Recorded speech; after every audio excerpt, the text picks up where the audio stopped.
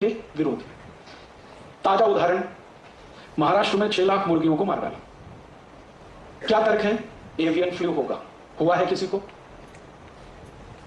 लगभग 15 दिन हो गए हैं, मैं पूरे भारत के कई हॉस्पिटल्स के साथ लगातार संपर्क में हूं कि आपके पास कोई एवियन फ्लू का केस आया हो तो बताइए। कहीं नहीं आया। फिर 6 लाख मुर्गियों को मार डाला किस आधार पर? कि उनसे वायरस फैल सकता है। फैला तो नहीं है, फैल सकता है, इसकी गारंटी क्या है? और भारत एक ऐसा अद्भुत देश है दुनिया में जहां कोई भी वायरस जल्दी से फैल नहीं सकता, क्योंकि सूर्य का प्रकाश इतना तीखा है, इतना तेज है कि सैकड़ों किस्म के वायरस तो ऐसे ही मर जाते हैं। यूरोप में यह समस्या है कि वहां बहुत तेजी से वायरस फैलते हैं क्योंकि साल में 9 महीने सूर्य का प्रकाश नहीं होता है। यूरोप के सभी देशों में आप जानते हैं एक साल में 9 महीने सूर्य का दर्शन नहीं होता, और साल में 6 महीने तो -40 डिग्री सेंटीग्रेड तापमान होता है। तो इतने ठंड वाले इलाके में अगर कोई फ्लू फैले, वायरस फैले, बैक्टीरिया बने और वो मल्टीप्लाई करे तो समझ में आता है, क्योंकि उसको कंट्रोल करने की कोई व्यवस्था नहीं है। भारत जैसा तो देश दुनिया में अद्भुत है जहां साल के 12 महीने सूर्य प्रकाश मिलता है, हर दिन सूर्य प्रकाश मिलता है, और आजकल का समय तो 38 डिग्री सेंटीग्रेड का है जिसमें कोई वायरस पनपना ही बहुत मुश्किल है।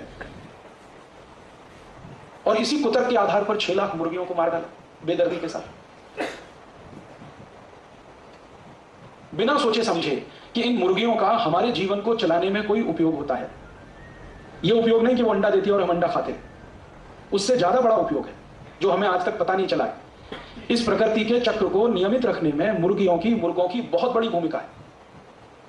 हमारे शरीर को नुकसान पहुंचाने वाले जो छोटे जीव हैं, जो शरीर के शत्रु हैं, उनको खाने का काम ये मुर्गी और मुर्गे करते रहते हैं। चुन चुन के उठा लेते हैं जमीन पे से, ताकि मनुष्य सुरक्षित रहे।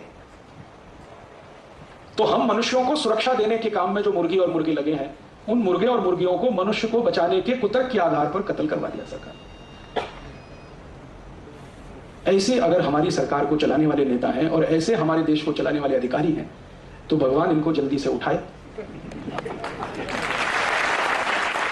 और इनको उसी गति में पहुंचाए जिस गति में 6 लाख मुर्गियां अभी पहुंचाई गई। जल्दी से इनको उठाए, क्योंकि इनका बोझ अभी सहा नहीं जाता। मैं कुछ दवा के क्षेत्र में काम करने वाली कंपनियों के बारे में एक दो जानकारी देना चाहता हूं जो उस तरफ मैंने नहीं दी थी। ये कंपनियों की जो इनिशियल पेड अप कैपिटल है दवा के क्षेत्र में काम करने वाली, उनमें से एक कंपनी है बायर। उसकी मूल पूंजी इस देश में 6 लाख रुपए है बस, और उसका 1 साल का नेट प्रॉफिट 154 करोड़ रुपए। दवा के क्षेत्र में इतना मुनाफा होता है। इसी तरह से एक कंपनी है साइनामिड, उसकी मूल पूंजी इस देश में 40 लाख रुपए है और उसका नेट प्रॉफिट 115 करोड़ रुपए। इसी तरह से एक विदेशी कंपनी है, उसका नाम है सीवागाइगी, मूल पूंजी 70 लाख है और 1 साल का प्रॉफिट 114 करोड़ रुपए, और ये टैक्स देने के बाद का प्रॉफिट है। तो आप सोच लीजिए, थोड़ी सी पूंजी लगाकर दवा के क्षेत्र में इनके भयंकर मुनाफे हैं। और ये मुनाफे का प्रतिशत अगर निकालें तो कई कई कंपनियों का मुनाफा प्रतिशत 20,000 तक है। 20,000% तक वो मुनाफा यहां से लूट रहे हैं। 200, 250, 300% तक तो सामान्य कंपनियों का है, बाकी तो 20-20 हजार प्रतिशत तक वो भारत में मुनाफा कमा रहे हैं। मुझे अब आपको इन कंपनियों के बारे में एक और आखिरी बात कहनी है, वो ये कि समय समय पर इन कंपनियों को अपनी दवा बेचनी है, और दवा बेचनी है तो उसके लिए माहौल बनाते हैं, वातावरण तैयार करते हैं। और वो वातावरण और माहौल कैसे तैयार किया जाता है उसका ताजा उदाहरण है स्वाइन फ्लू। स्वाइन फ्लू आ गया, स्वाइन फ्लू आ गया, स्वाइन फ्लू आ गया, सारे देश में हल्ला हो रहा है। अखबारों में फ्रंट पेज पर खबर छप रही है, टीवी चैनलों पर दूसरी न्यूज ही नहीं है सिवाय इसके कि स्वाइन फ्लू, स्वाइन फ्लू। हर दिन कैंसर से 1500 लोग मरते हैं औसतन, और 1200 लोग करीब करीब दमा, अस्थमा, ट्यूबरकुलोसिस से मरते हैं। हृदय घात की बीमारियों से 800 से 1000 लोग हर दिन मरते हैं। तो इतनी बड़ी मौत के आंकड़े हैं, कैंसर, हार्ट अटैक, दमा, अस्थमा, ट्यूबरकुलोसिस, उसके बारे में मीडिया में कोई चर्चा नहीं है। Swine flu, swine flu, swine flu. इसका एक रहस्य है। रहस्य इसका यह है कि कैंसर का वैक्सीन नहीं बनता, ट्यूबरकुलोसिस का वैक्सीन नहीं बनता, दमा का वैक्सीन नहीं बनता, अस्थमा का वैक्सीन नहीं बनता, हृदय घात का वैक्सीन नहीं बनता। मतलब सीधा सा ये है, जिन बीमारियों के वैक्सीन नहीं बन सकते उन बीमारियों पर मीडिया चर्चा नहीं करता, क्योंकि उनसे कंपनियों को कोई बड़ा लाभ होने की गुंजाइश नहीं। स्वाइन फ्लू का वैक्सीन बन सकता है, एवियन फ्लू का वैक्सीन बन सकता है, सार्स का वैक्सीन बन सकता है, और थोड़े दिन पहले एक बर्ड फ्लू आया था उसका वैक्सीन बन सकता है। तो एवियन फ्लू है, बर्ड फ्लू है, सार्स है, स्वाइन फ्लू है, इन सब बीमारियों के वैक्सीन बन सकते हैं और वैक्सीन बनकर बाजार में बिक सकते हैं, और इसमें विदेशी कंपनियों को मुनाफा बहुत भयंकर है। इसलिए मीडिया में ये सारी खबरें बाकायदा प्रायोजित तरीके से दिया जाती है, छपवाई जाती है, बनवाई जाती है। एक अमेरिकन कंपनी है, वो स्वाइन फ्लू की दवा बनाती है, टेमी फ्लू। और जानकारी यह मिली है कि टेमी फ्लू दवा को बनाते समय वायरस जो है अनकंट्रोल्ड हुआ, नियंत्रण के बाहर हुआ और उसने स्वाइन फ्लू को फैलाना शुरू किया सारी दुनिया।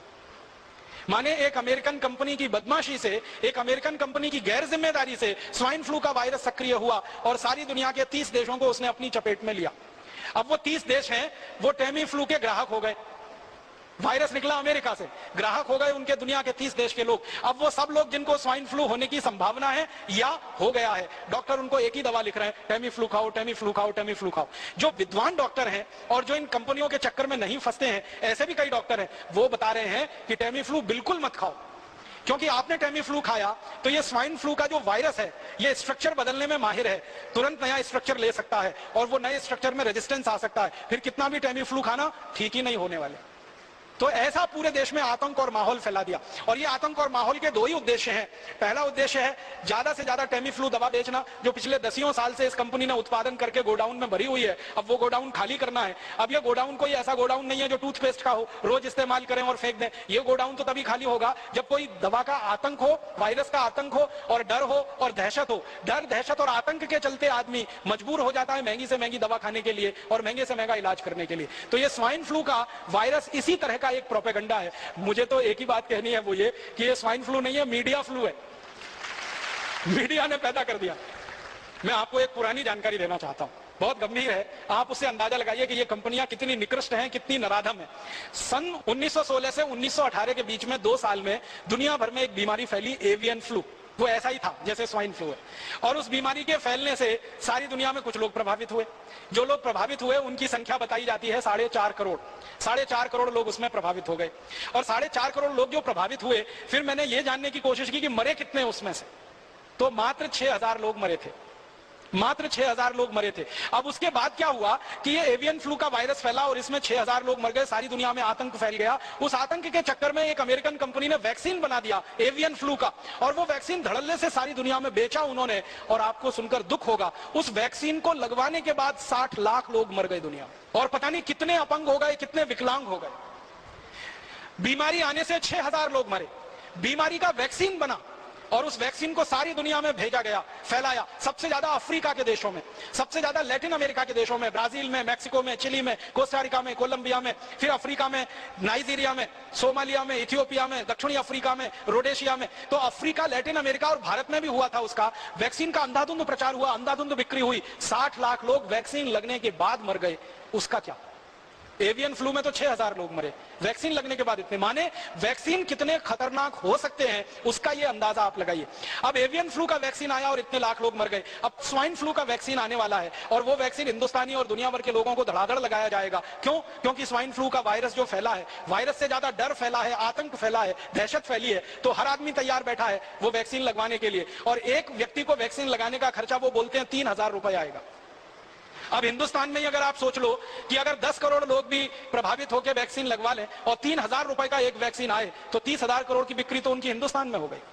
अफ्रीका में, लैटिन अमेरिका के देशों में अगर हो जाए, हजारों करोड़ का माल बेचेगी एक कंपनी, और इस कंपनी के पास पेटेंट है 20 साल तक, तो कोई दूसरी कंपनी उस वैक्सीन को बना के नहीं बेच सकती 20 साल तक।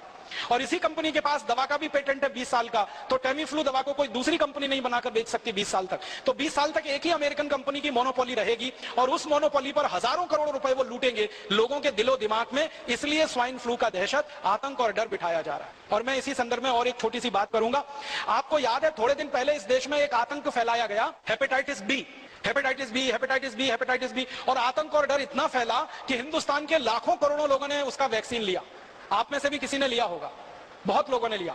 बैंक में काम करने वाले, बीमा कंपनी में काम करने वाले, रेलवे में काम करने वाले, अन्य पब्लिक सेक्टर में काम करने वाले लोगों को मास वैक्सीनेशन कैंप किए गए। बहुत सारी संस्थाओं ने वैक्सीनेशन कैंप लगाए और डॉक्टरों ने अंधाधुंध ये मास वैक्सीनेशन कैंप दिए। आपको सुनकर हैरानी होगी कि जिस हेपेटाइटिस बी के लिए लाखों करोड़ों लोगों को वैक्सीन लगा दिए गए, वो हेपेटाइटिस बी भारत में बहुत कम होता है। हिंदुस्तान के गंभीर वैज्ञानिकों का कहना है कि 10 लाख लोगों में से किसी 1 या 2 को हेपेटाइटिस बी होता है। और वो ये कहते हैं कि हेपेटाइटिस बी होने की संभावना जिन लोगों को होती है वो लोग भारत में है ही नहीं। वो लोग या तो अमेरिका में, यूरोप में है, या तो अफ्रीका में। भारत में उस ग्रुप के लोग हैं ही नहीं जिन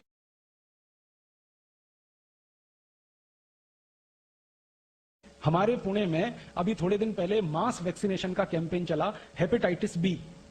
याद है? हर गली मोहल्ले चौराहे में हेपेटाइटिस बी का वैक्सीन लगता था। Rotary Club, Lions Club, Rotaract Club, Lioness club, Jain संगठन, फलाना संगठन, ढिमाका संगठन, जितनी सहकारी संस्थाएं, सामाजिक संस्थाएं, सबका एक ही काम था, वैक्सीनेशन करो, वैक्सीनेशन करो। क्या हो रहा है? हेपेटाइटिस बी आने वाला है, हेपेटाइटिस बी आने वाला है, हेपेटाइटिस बी आने वाला है। सबसे जास्ती वैक्सीन बिका पुणे में। हम लोगों ने इस हेपेटाइटिस बी के मामले पर एक मुकदमा किया था बंबई हाई कोर्ट में, और जब मुकदमा किया तो अदालत ने आदेश दिया कि इसकी जांच करो, माइक्रो लेवल पे, सूक्ष्म स्तर पे जांच करो। जब जांच हुई तो पता चला कि हेपेटाइटिस बी नाम की बीमारी भारत में होती ही नहीं। बीमारी होती है हेपेटाइटिस ए। हेपेटाइटिस ए माने पीलिया, काविड़ कहते हैं मराठी में आप।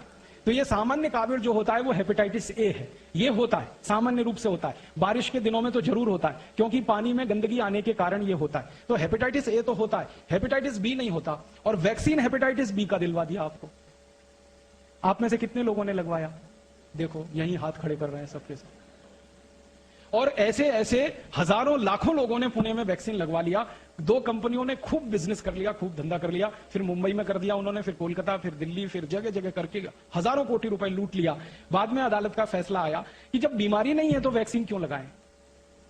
तो अदालत ने आदेश दिया कि अगर कोई मास वैक्सीनेशन कैंप करेगा हेपेटाइटिस बी का तो उसको जेल में डाल देंगे। उस दिन के बाद से सब सामाजिक संस्थाओं ने बंद कर दिया, और उसी दिन से दोनों कंपनियों ने अपना धंधा भी बंद कर दिया।